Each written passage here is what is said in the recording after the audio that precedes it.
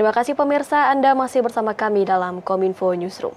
Pemirsa, Persatuan Radio Televisi Publik Daerah Seluruh Indonesia atau indonesiapersada.id kembali menggelar Musyawarah Kerja Nasional dan juga penganugerahan Indonesia Persada.id keempat tahun 2022.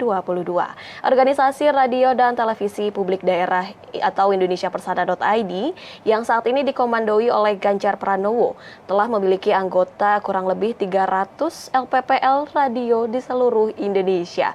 Lantas bagaimana kegiatan musyawarah nasional yang tengah berlangsung saat ini?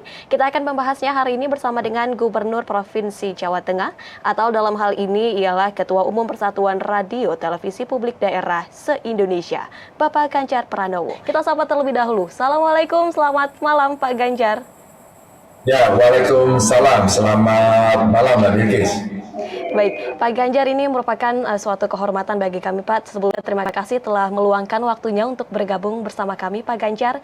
Dan mengenai kegiatan Musyawarah Kerja Nasional tahun 2022 dari Indonesia Persada.id. Seperti apa rangkaian acara Mukernas Indonesia Persada.id yang mengangkat tema radio kekinian, inovasi untuk ketahanan informasi. Seperti apa, Pak Ganjar? Ya, baru saja kita selesai pembukaan dan sebentar lagi akan diikuti dengan kegiatan rapat-rapat komisi dan tentu banyak agenda yang kita bicarakan. Yang pertama tentu terjadi perubahan lingkungan eksternal sehingga informasi ini penting untuk kemudian kita sampaikan kepada masyarakat dengan baik, dengan benar, dan tidak ada miss begitu. Tentu yang berikutnya juga hadir tadi para tokoh yang mewakili pemerintah juga, pesan dari Pak Dirut RRI, kita lawan hoax bersama-sama ya begitu. Atau dari Kemdagri yang kemudian memberikan bingkai bahwa daerah juga harus punya kewajiban-kewajiban pemberian informasi yang benar. Dan tentu saja Mbak, agenda kita cukup banyak hari ini.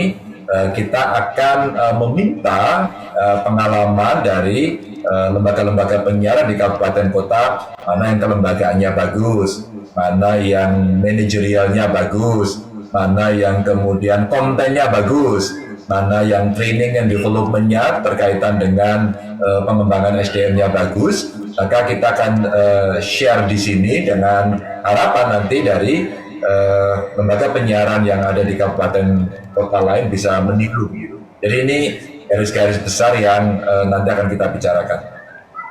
Baik, kurang lebih garis besarnya mengenai melawan hoax, kemudian daerah memiliki kewajiban untuk memberikan informasi yang benar dan serta memberikan apresiasi kepada LPPL daerah terkait pemberian informasi. Kemudian Pak Ganjar, setelah dipilihnya Pak Ganjar melalui Musyawarah Kerja Nasional luar biasa pada tahun 2021 lalu, ide dan gagasan anyar yang seperti apa yang telah diberikan oleh Pak Ganjar?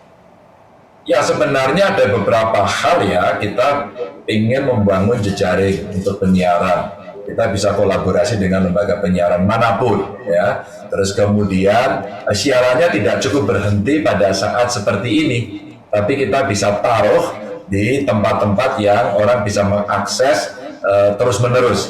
Umpama kita menggunakan multiplatform, menggunakan media sosial, sehingga mereka setelah siaran utama waktunya sudah ditentukan dan sudah selesai, beberapa pernyataan-pernyataan informasi yang ada itu bisa kita potong-potong untuk kita sebarkan, sehingga masyarakat akan bisa mendapatkan informasi yang jauh lebih baik. Disitulah kemudian kenapa penting kawan-kawan membawa bagaimana sih lembaga penyiaran itu menjadi sangat kekinian. Bagaimana sih itu kemudian menjadi satu sistem informasi yang nanti punya ketahanan yang bagus. Dan tentu saja dari sana nggak bisa kita lupakan, nggak bisa kita abaikan adalah penggunaan teknologi informasi di era digital ini. Dan satu lagi, dukungan dari pemerintah daerah. Ini yang hari ini mau kita kuatkan, sehingga komitmen ini mesti kita bangun secara bersama-sama.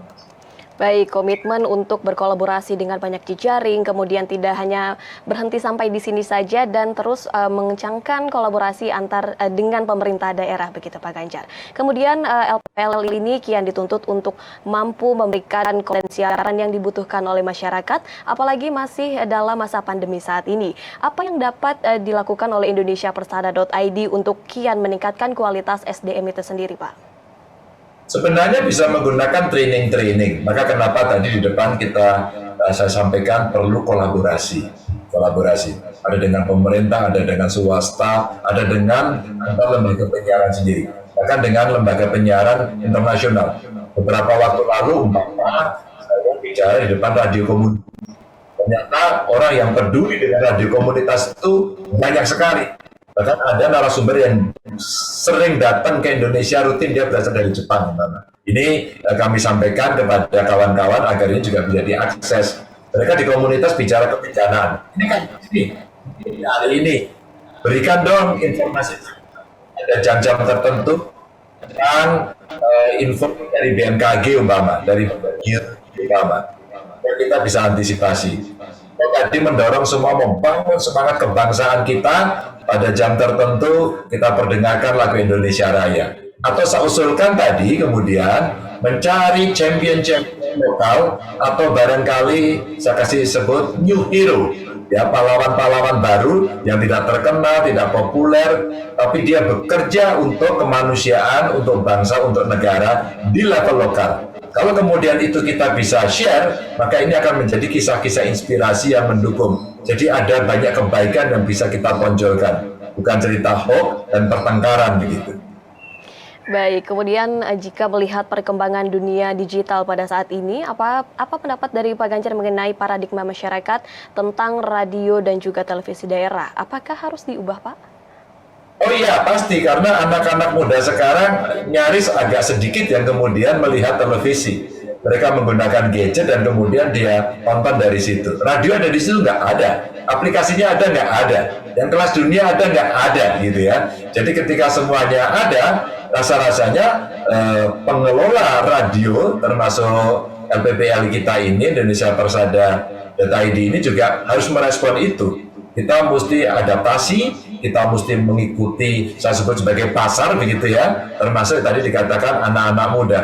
Ya, anak-anak muda kalau harus membeli radio transistor, katakan kayaknya nggak lagi ya. Terus kemudian dia melihat sulit, kita harus berhenti dulu, nggak akan bisa. Dia akan mobile, dan kemudian mobile phone-nya akan dia gunakan, hanya cukup membuat aplikasi. Nah, saya kira ini yang hari ini penting untuk kita pindah, kita move on ke digital begitu, dan kemudian kita dorong aplikasi-aplikasi yang bisa kita berikan kepada masyarakat sehingga nanti anak-anak muda pun tertarik.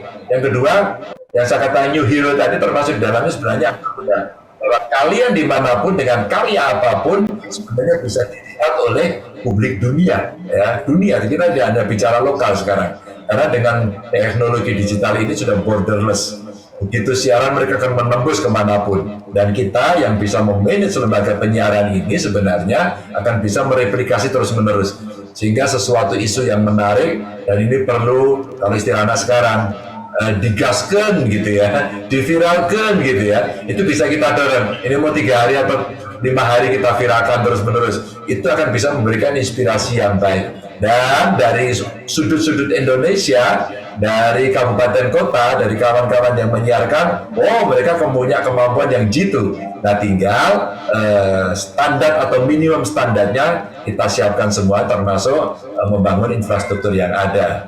Begitu, Mbak Bilkis. Baik. Kemudian dengan sifatnya yang borderless, kemudian juga kemampuan yang sudah dimiliki anak muda ini juga membuat percaya diri begitu ya Pak untuk LPPL terus maju ke depan gitu, bersaing dengan lainnya. Kemudian berbicara mengenai digital 4.0 yang kini berkembang menjadi 5.0, LPPL ini kedepannya juga harus siap nih Pak, harus siap dan mampu untuk menyongsong era digital 5.0.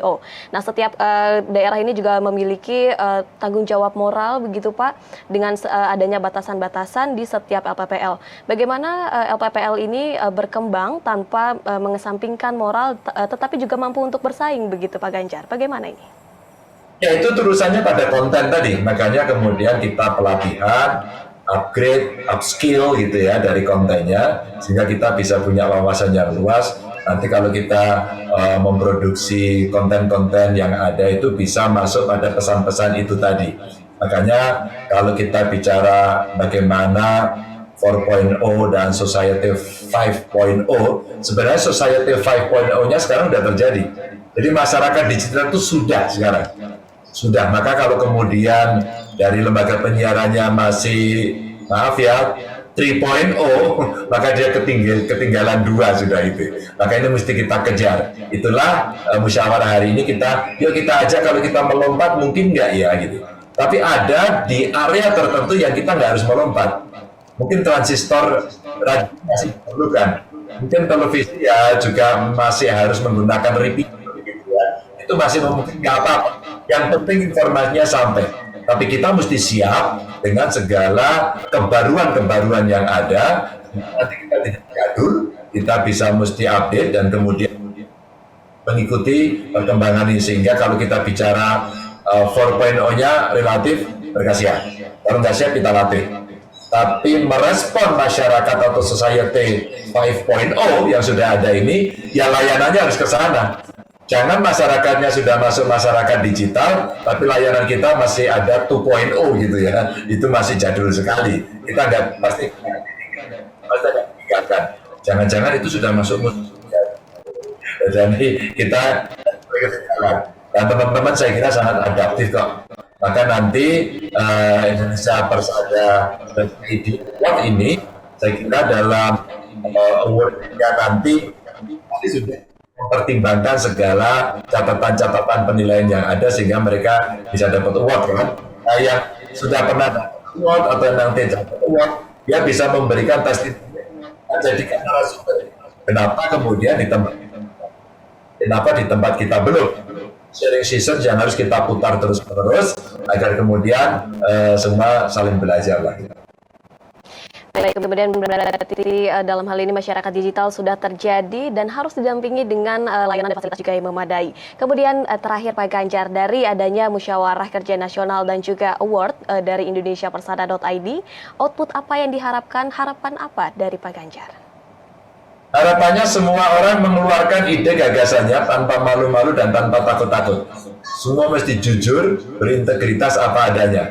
Agar potret kita lebih crystal clear, jelas banget bahwa ini kondisi yang ada. Yang kedua, kawan-kawan dari panitia juga sudah menyiapkan alternatif-alternatif solusinya, sehingga itu bisa kita tawarkan apa disetujui atau tidak. Kalau kemudian nanti akan ada ya adjustment begitu, kita tinggal lakukan saja. Sehingga nanti rekomendasi atau output yang kita harapkan adalah menyelesaikan persoalan-persoalan yang dikeluarkan dalam setiap komisi tadi.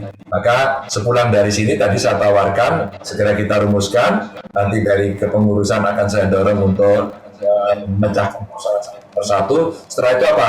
Kita replikasi. Gampangnya begitu, kita replikasi. 6 bulan bisa selesai nggak ya? Harapan saya sih bisa.